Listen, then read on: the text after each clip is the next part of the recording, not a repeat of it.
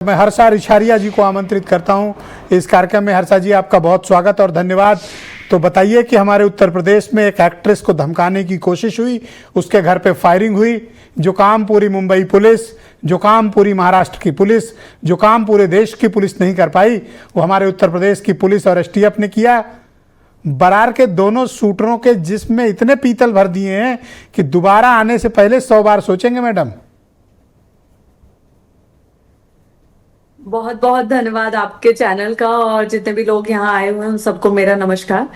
तो देखिए, ये जो बात आपने बोली है बिल्कुल सही बात बोली है कि जो काम, जो सजा, जो इन्वेस्टिगेशन दूसरे राज्यों में होने में महीनों लग जाते हैं, वो अभी यूपी उत्तर प्रदेश की जब हम बात करते हैं तो वहां कुछ घंटों की बात होती है कि 24 घंटे, 48 घंटे, 36 घंटे या 72 घंटे में उसको तुरंत करके निपटाया जाता है, तुरंत सजा दी जाती है।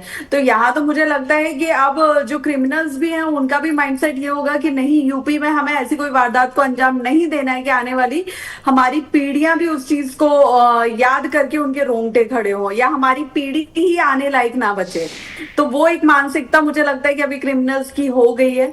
और ये जो एक अटैक है सनातन का धर्म का नाम लेके, ये एक बहुत ही गलत अटैक था, क्योंकि आप एक तरफ धर्म को बदनाम कर रहे हैं, आप ये दिखाने की कोशिश कर रहे हैं कि भाई धर्म, सनातन धर्म नहीं, कोई गुंडागर्दी का साम्राज्य स्थापित करने की परंपरा चल रही है। आप तो मतलब जो सनातन धर्म अपनी शांति के लिए, अपनी धैर्य के लिए, अपनी परंपरा के लिए, अपने अनुशासन के लिए, अपनी संस्कृति के लिए जाना जाता था, आज उस धर्म की आड़ में आप लोगों के घर पे अटैक, मतलब ये सोचिए कि धर्म की रक्षा हमारे संत करेंगे, हमारे साधु करेंगे, महात्मा शंकराचार्य करेंगे, कि एक कनाडा में बैठा हुआ एक्सटॉर्शनिस्ट जो निरपराध लोगों का खून बहाता है, ये सनातन की रक्षा करेगा।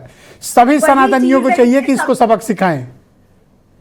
ये सबसे बड़ी बात है कि जो इंसान अपने देश में रहने लायक नहीं बचा, अपने देश को छोड़ के आप दूसरे देश में रह रहे हो, वहां से आप अपनी जो जितने भी गलत काम है उनको अंजाम दे रहे हो, इस देश में अपनी नेटवर्किंग बना रहे हो, इस देश में आप वसूली कर रहे हो, सारी चीजें कर रहे हो, मर्डर कर रहे हो, ये हमारा सनातन धर्म नहीं हो सकता, ये सनातन धर्म के लोग नहीं हो सकते, ये सनातन धर्म की पहचान नहीं हो सकती।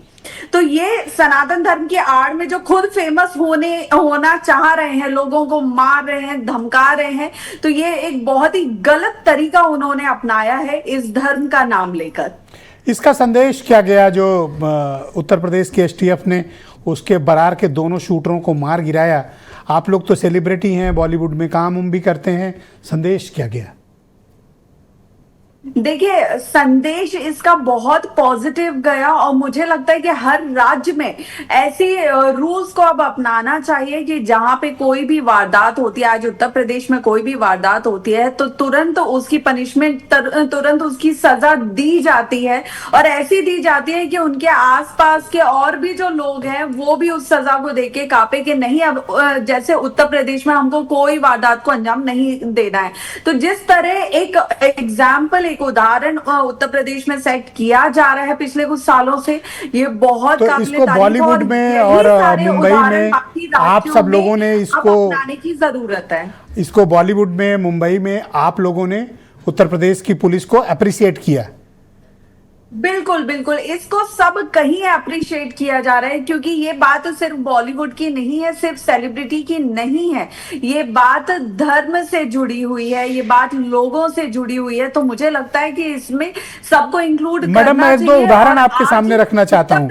सलमान खान के घर पर कितनी बार लॉरेंस बिश्नोई के गुर्गों ने अटैक किया, कितने एक्टरों को धमकाने की कोशिश हुई, कितनों से वसूली हुई, लेकिन मुंबई पुलिस एक एक्शन लेने में कामयाब नहीं हुई। उनके तब के मुख्यमंत्री एकनाथ शिंदे कहते रह गए, लेकिन किसी के खिलाफ कोई कार्रवाई नहीं हुई।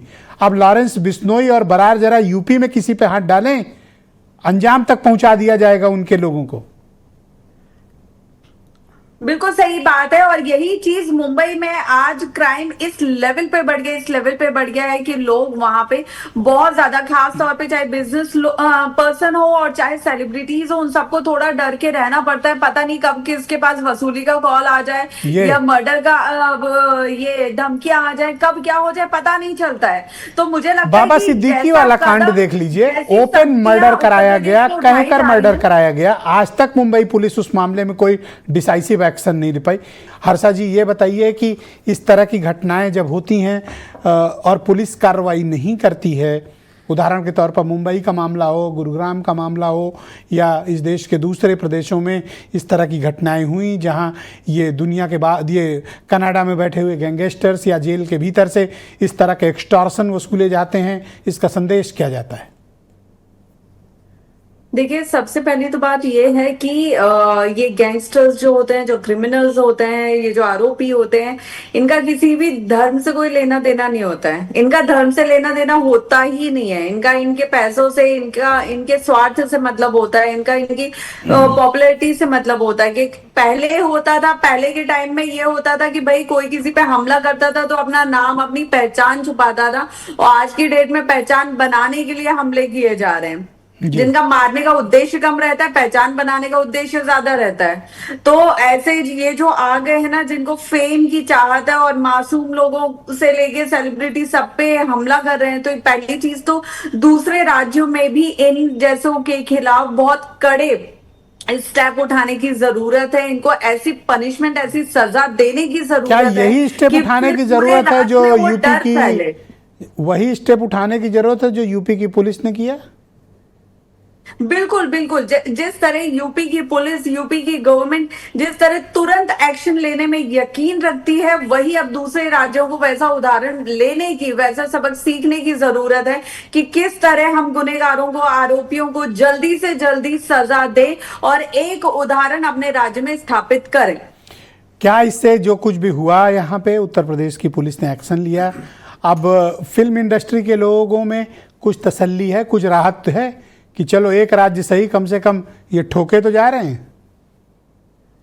बिल्कुल। देखिए, हर कहीं, चाहे मैं बॉलीवुड की बात करूं, कहीं भी बात करूं, लेकिन लोगों में एक सुकून है, एक पेशेंस है, एक धीरज है कि कम से कम उत्तर प्रदेश एक ऐसा राज्य है जहां पे किसी को भी, किसी छोटे से लेके बड़े जुर्म तक में बख्शा नहीं जाता है। वहां हर आरोपी एक बराबर होता है और सबको बहुत जल्दी और एक ही लेवल पे पनिशमेंट दी बहुत जाती है शुक्रिया ताकि मैडम उनका काम खत्म। हर्षा जी, आप मुझे बताइए कि इस तरह की कार्रवाई के बाद किस तरह का कॉन्फिडेंस आता है कि अगर अपराधी किसी राज्य में, खास तौर पर यूपी में ऐसा करेंगे हर्षा जी, तो उनके खिलाफ एक्शन लिया जाएगा?